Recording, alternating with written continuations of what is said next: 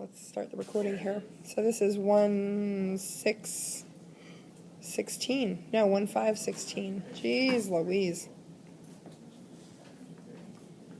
Okay, so for number 1 on the quiz, on the 4B quiz, I keep saying it, but I really mean it. Start with a good free body diagram. And in this case, we have a slope at 25 degrees. We have an object on that slope, and you have to remember that the force of gravity is straight down towards the center of the earth. If you draw in the normal force, that's a good thing. It's a free body diagram. You should include that. There is a surface that this thing is sitting on. We're not going to calculate anything with the normal force in this case, but I could ask you a question like, what is the normal force on this object? And I probably should have. Normal force, remember, is not opposite gravity. It's perpendicular to the surface. If the surface is flat, then it is opposite all of gravity. But in this case, it would not be. That's not very well drawn. Okay, slightly bent, but so this would be our force of gravity. This would be our normal force. And we have one more force here. We're told this slope is frictionless. So the only other force acting here is the force of the puller or the force of you or whatever you want to call it. You can call it by your name. So that's the free body diagram. That identifies all of the forces in the situation. On your test, I will give you, and it varies depending on how complicated the drawing is, a point or two for your free body diagram, but only if it's correct. So just drawing a picture that is not a free body diagram doesn't get you any points. You have to draw a free body diagram. Free body diagram is going to show the object kind of in isolation. If there's a slope under it, you do typically show that sloped surface. And it's going to show the forces. They're going to be labeled. If you have the magnitude, you need to put that in there. So this is 1,763 newtons. Force of gravity, and I didn't leave myself enough space here, is equal to mg. Now the thing that I haven't done yet is show the breakdown for force of gravity. So I have a force of gravity on the y-axis, and I have a force of gravity on the x-axis. And my x is not parallel here. Sorry. There. It's better. That force of gravity on the x-axis is opposing the force of the puller. In this case, since we said this is a frictionless slope, it's the only force opposing the puller. If you want to, you can move it up there to remind yourself of that. Gesundheit. I typically don't, only because I will do it to remind myself and then, erase it and move it back. I prefer having it in the original position mostly because I like to be able to see that, oh yeah, this is my 25-degree angle. Therefore, force of gravity on the x equals mass gravity sine theta. And that allows me to have a visual on that angle and the relationship to the angle. Okay, so once you start with that free body diagram, then you want to do sum of forces. And I'll move my label for forces puller over here a little bit. So I'm going to do the sum of forces on the y just as a habit. We know it's equal to 0 because the sled is not rising into the air or sinking down into the ground. And the only forces acting on the y-axis are F of gy and normal force. And I don't really, in this case, I don't have to go beyond that, but it's a nice idea to list that. When we start into friction, which is now looking like it will be next week or late this week, we will be using that zeroed out axis, that one where there's no motion happening. We'll need to use that to build expressions. So it's a nice habit to get into just setting it there. Okay, now the axis where the action really is of course our x-axis. And I didn't say this explicitly. We've talked about it a lot. In a case where you've got a slope, tilt your y-axis. Make that slope, or tilt your whole axis, make that slope your x-axis. Make your x-axis parallel to that slope. So sum of forces on the x, it's not equal to 0 in this case. It's equal to mass times acceleration because it's where the action's happening. I mean, it's equal to ma on the y too. A just happens to be 0. And sum of forces is also equal to all the forces up plus all the forces down. All the forces going one way on the slope and all the forces going the other way. So we have force of the puller and we have force of gravity on the x-axis. And this is what most people forgot, that force of gravity on the x, that there was an additional force there. So mass acceleration is equal to F of the puller plus, and we're going to borrow this expression here, mg sine theta. Divide both sides by mass. We get acceleration equals force of the puller plus mg sine theta divided by mass. And if you follow that through, you get a raw answer of 21.0404, etc. And there are two sig figs in this, so we get an acceleration of 21 meters per second squared. Now acceleration is a vector quantity, so we also have to have a direction on that.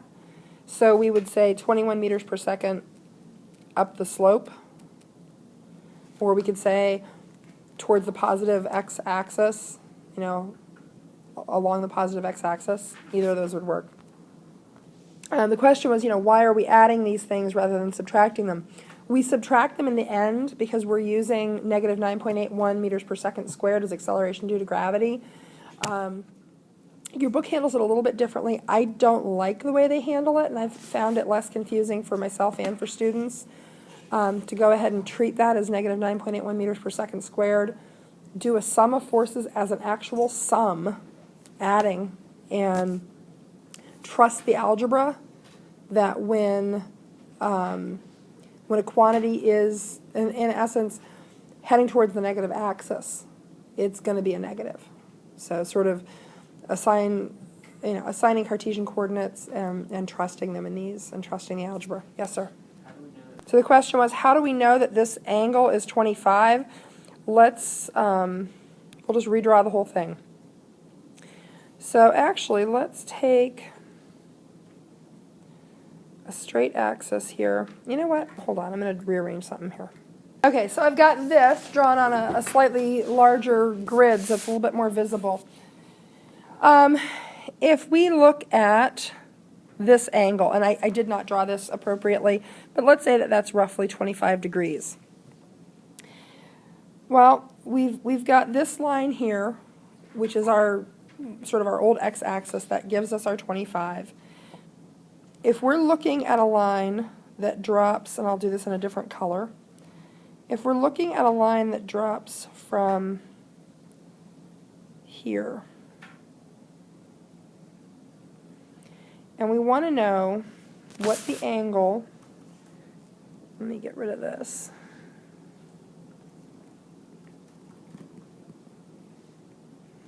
We want to know what the angle in here is.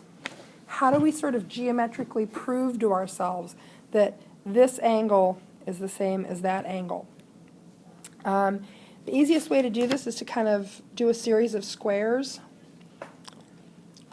And I've never done this on the dosseri before. I used to draw this on the board, and so bear with me. Okay, for some reason it's confusing me. Okay, so we have our 25 here. If we draw this, we agree that we have a 90. Whoops. So we have a 90 there. We have a 90 there. If we look at another, so we have, boy, this gets confusing, a 90 here. Hold on. Let's start from here slightly cleaned up. So we're attempting to prove to ourselves that this angle is the same as that angle. This is our 25, and here we have a 90 between these two. So we have a 90 also between these two. So we've tilted. That still doesn't prove it. Darn it, there used to be a really simple clear proof that I had for this. Hold on. All right, so here we go. We're going to record this. So if this angle is 25, and we recognize that this is 90, we form a triangle right here. So this has to be, is it the supplement? It's what the other angle in that. So we have a 65 there. If that's a 65, and we now, let me find one more color that's a little bit different. If we now look at this triangle. Oh, there we go. That's the easy way. There's 180. There's 180. Well, no, that's not the easy way. There's another 90. That, because this has to be 65. Therefore, this one has to be 25. So you can do a series of triangles and right angles to prove that that one is 25. Okay, on number 2, and let me make this a smaller graph. We've got a box of Christmas cookies suspended on cables hung from the ceiling. So what we have is our box of cookies. These cables, we're told, make 30-degree angles with the ceiling. So these are going to be kind of like this. And remember, what you're drawing is not really the cables, it's really the force of tension. So we have force of tension, I should enlarge this, force of tension 1 and 2. And because the angles are equal, the forces of tension are equal. Boy, that was a terrible drawing. Let's try to get that centered. And I'm not going to be like crazy, insanely picky about, you know, oh, your force arrow doesn't come out of the exact center of the object. But don't give me this. That is not a force arrow. It's not. That's a motion arrow. That's originating from outside the object. Forces come from center of gravity. Do not give me that and expect to get points for it. It's not a force arrow. Okay, so the other force we have on this box is, of course, F sub G, and that's straight down. So we can break up those forces of tension into force of tension Y and force of tension X, drawn very badly, not to scale. I always find that the hardest part about drawing the forces of tension on these is that they're side by side, so you're drawing like this double line. If you have colored pencils, it is tremendously helpful.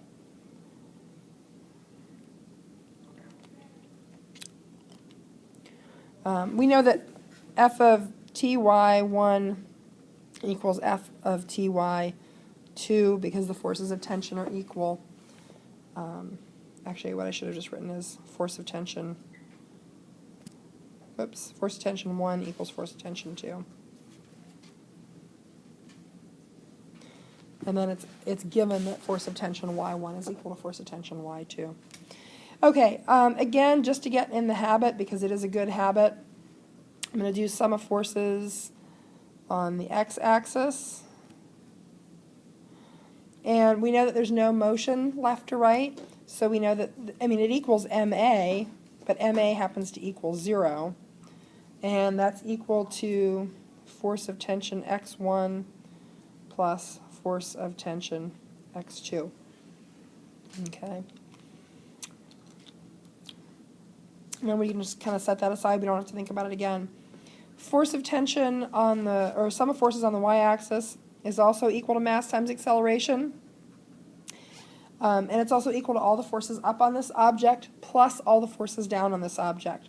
So force of tension Y1 plus force of tension Y2 plus force of gravity. And I should have labeled this force of gravity, of course, is equal to mg. And force of tension Y, if this is our 30, that's going to be sine.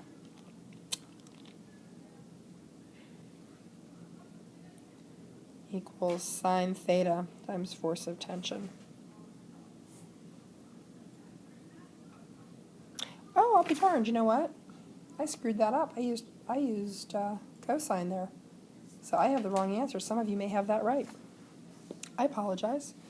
I'll have to go back and rework it. That's what happens when you don't label your drawing well.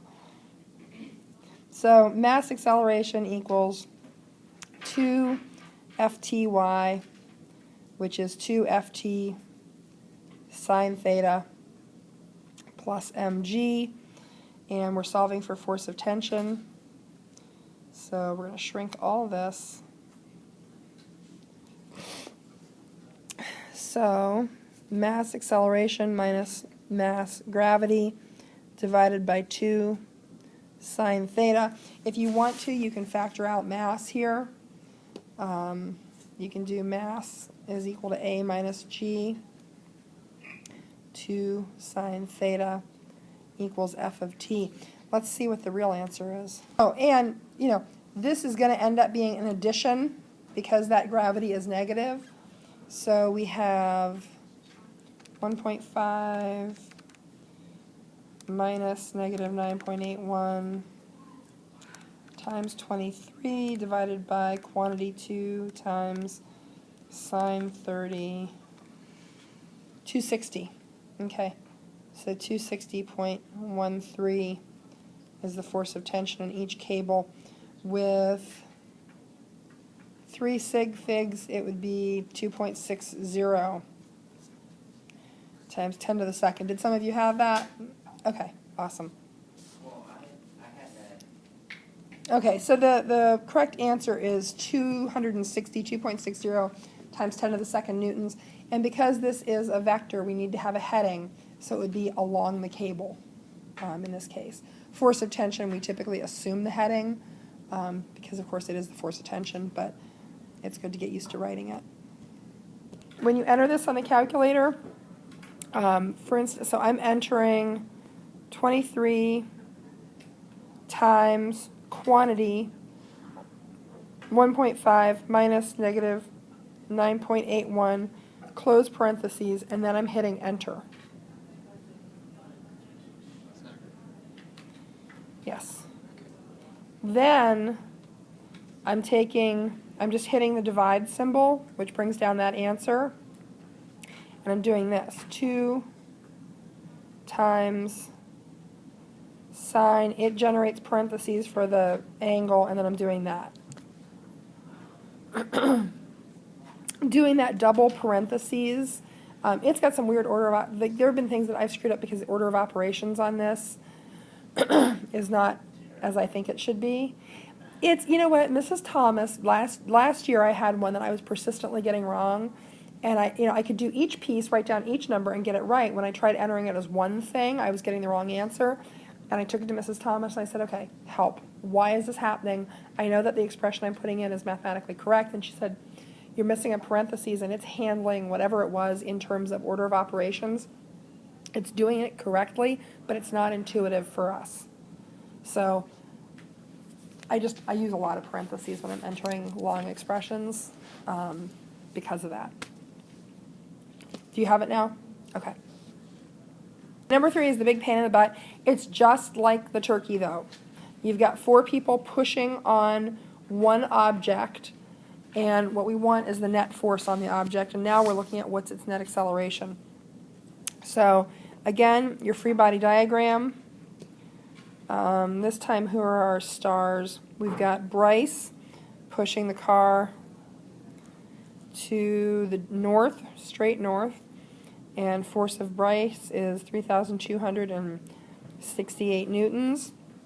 We have Ryan pushing the car due west with a force of 3,214 newtons. And then we have our angled pushers. So we have Sarah, and I'm so sorry, Sarah, I realized that after I had printed them, there's no H on your name. I'm sorry. So Sarah is pushing at 25 north of east, and the force of Sarah is 1,560 newtons. And we have Tomas pushing at 15 west of south. Badly drawn, Moser, badly drawn.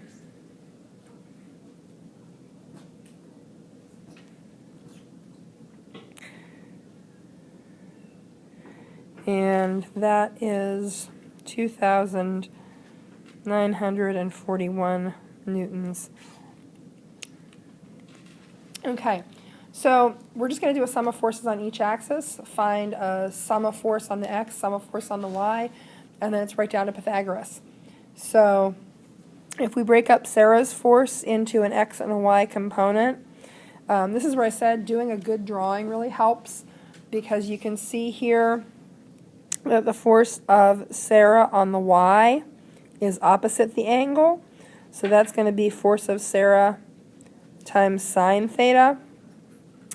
And the force of Sarah on the x is going to be adjacent. So that's going to be force of Sarah times cosine of theta. In the case of Tomas, the opposite is true. And the force of Tomas on the y is going to be force of Tomas times cosine theta, while force of Tomas on the x is going to be force of Tomas times sine theta. Okay? So once you have all those, and you can do it a couple different ways. You can go through and compute the values for force of Sarah on the x and the y, force of Tomas on the x and the y. That's an option. I honestly tend to not do that. But you want to go with the sum of forces. So sum of forces on the x, we have force of Ryan. I do my little cheat of drawing in my angles, plus force of Sarah on the x, which is in opposition, plus force of Tomas on the x, and he's pushing with Bryce. So I typically in my next line just write down the 32.14 newtons. I write in my values here.